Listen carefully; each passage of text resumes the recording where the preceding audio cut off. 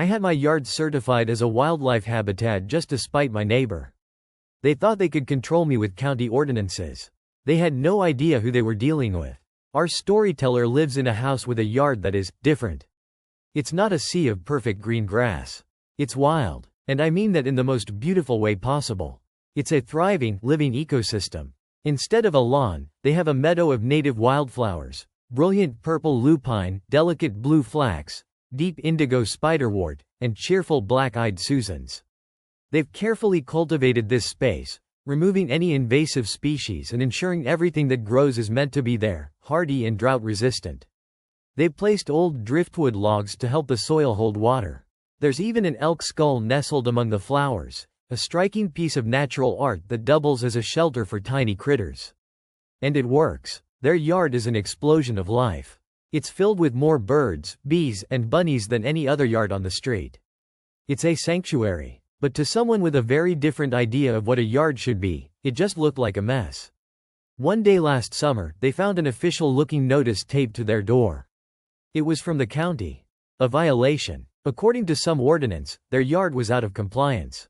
Her husband, confused and a little annoyed, called the number on the notice. The man who answered on the other end of the line sounded completely exhausted. He let out this huge, weary sigh before he even said hello. And then he dropped a bombshell. He told the husband that he had received nearly 30 complaints, all from the same person, for the entire stretch of road they lived on. Think about that for a second. You can't just batch report an entire neighborhood. This person had to file a separate, individual report for every single house. They had to sit down, pull up the street on a map, and one by one, lodge a complaint against 30 of their neighbors for overgrown weeds. The sheer amount of time and petty energy that takes is just staggering.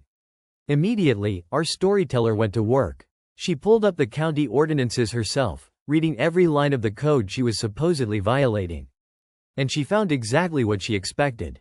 Her yard was in perfect compliance. The ordinance mentioned plants had to be purposely cultivated. Well, hers were. They had planted every single one of those native species from seed. They actively managed the land, pulling out anything that wasn't supposed to be there. None of their plants blocked a sidewalk, none of them hung over into a neighbor's property. They hadn't broken a single rule. This wasn't about a legitimate concern. This was a targeted attack by someone with a grudge against nature itself. Someone who believed the only good yard was a sterile, manicured, lifeless carpet of green. And now that she knew she was in the right, she wasn't just going to defend herself. She was going to go on the offensive. But what they did next wasn't just about proving they were right. It was about making sure this could never, ever happen again. She started reading. She dove into research, looking for ways to protect her little ecosystem. And that's when she found it. A perfect, elegant, and beautifully ironic solution. She learned that her yard, with its native plants, its water sources, its shelters for animals, had everything it needed to qualify as an official national wildlife habitat. It was more than just a yard. It was a sanctuary in the eyes of one of the nation's most respected conservation organizations. The plan was brilliant. It was a move the complaining neighbor could never have anticipated. So, she filled out the application form online. She paid the small fee. And a few weeks later, a certificate arrived in the mail, officially designating her property as a certified habitat, a place of refuge for local wildlife. It was a shield, a declaration. Her husband called the county employee back, the same tired-sounding man from before. He explained the situation and said, "I have something you might want to see."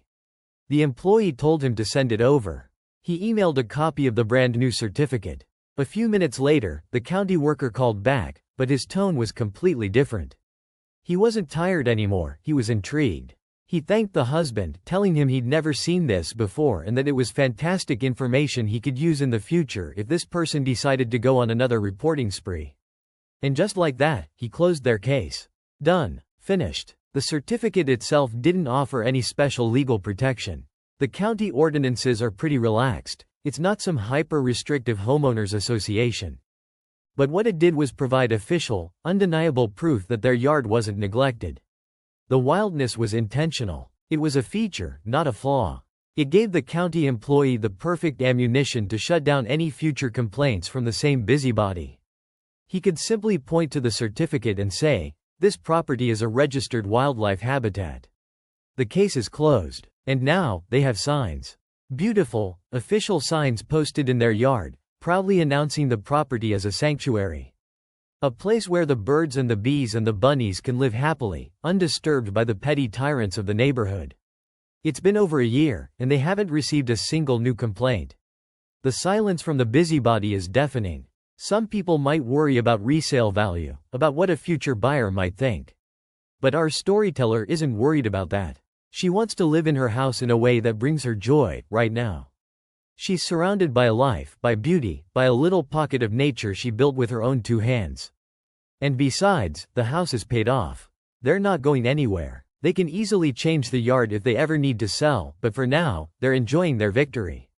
A quiet, clever rebellion that proves that sometimes, the best way to fight a miserable person is to create something beautiful. This story is about so much more than a lawn. It's a clash of 2 completely different worldviews. On one side, you have the belief that a neighborhood should be orderly, uniform, and controlled, where every blade of grass stands at attention. On the other, you have someone who sees beauty in the chaos of nature, who believes a yard should be a living, breathing part of the local ecosystem. The storyteller's solution was nothing short of genius. Instead of stooping to the neighbor's level with angry confrontations or petty revenge, she elevated the conversation.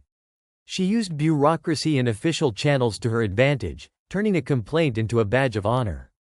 She didn't just win the argument, she fundamentally changed the terms of the debate. So here's the question I have for you. Who really gets to decide what a neighborhood should look like? The person demanding a perfect, manicured lawn, or the person cultivating a thriving natural habitat? Let me know your thoughts in the comments.